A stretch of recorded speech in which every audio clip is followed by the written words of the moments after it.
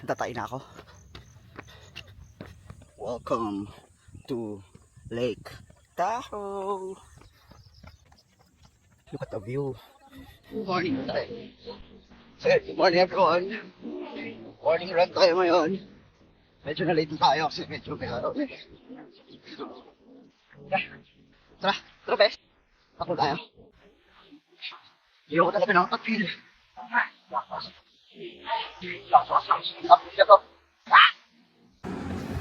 1K. Kalaban ng mga tumatakbo. Aso.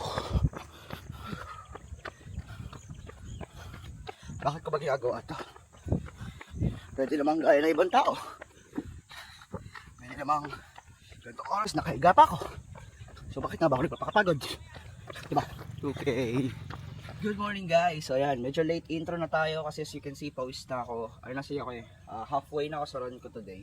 So for my run, LSD tayo ngayon, long slow distance tayo ngayon. For my distance to this run, hindi ko sure eh kung hanggang saan kayanin natin. So ayun guys, tara. Lakad.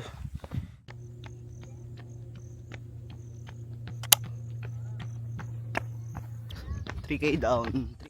Hi guys, walking tayo ngayon for 10 minutes kasi talaga nananakit yung tuhod ko. Pero yeah, dito sa area na to, ang ganda mag-run. Sadyang medyo late, actually late kasi talaga ako nakagising. Kaya yan, sikat na yung araw. Pero yeah, it's good to run here. 4K!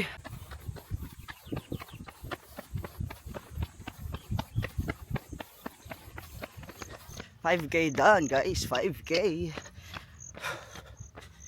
Tatay na ako.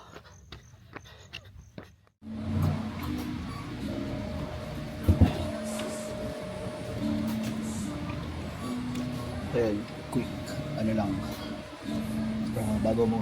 So yeah, so that's it guys for our day 3 na ating balik na run, takbo series, road to sub 1 and 10K. Once again, this is Josh and Romina. Tara bes, takbo tayo.